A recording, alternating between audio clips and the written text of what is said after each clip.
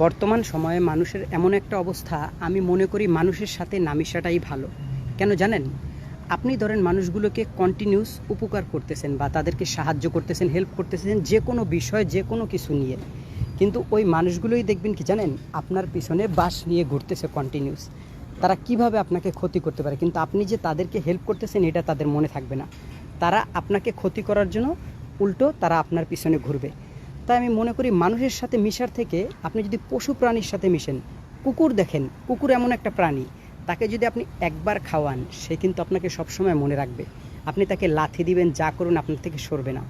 আর একটা কথা যেটা আমি বলতে চাই সেটা হচ্ছে, আপনারা যারা না জেনে কারো বিরুদ্ধে কোনো কথা বলেন বা কোনো কমেন্টস করেন বা কারো পিছনে কোনো কথা বলেন, মনে রাখবেন আপনি একটা বিষয় না জেনে কারো বিরুদ্ধে যদি কোনো কথা বলেন আপনার কিন্তু ঈমান চলে যাবে, ঈমান থাকবে না। আর যে ব্যক্তির ঈমান নেই সে নামাজ, রোজা, হজ, যাকাত যা কিছুই করুক না কেন কবুল হবে না, কারণ আপনার তো ঈমানই নেই। ঈমানওয়ালা কাকে বলে? যে ব্যক্তি আল্লাহ তাআলার উপর ঈমান আনে এবং যে ব্যক্তি মানুষের পিছনে বলা কথা এটাকে আপনার সাপোর্ট করে না, তাকেই বলে ঈমানদার। আর যদি আপনার ঈমান না থাকে, সো আপনি তো বেঈমান তাহলে। সো ঈমানদার ব্যক্তির নামাজ কবুল হবে, এটা স্বাভাবিক।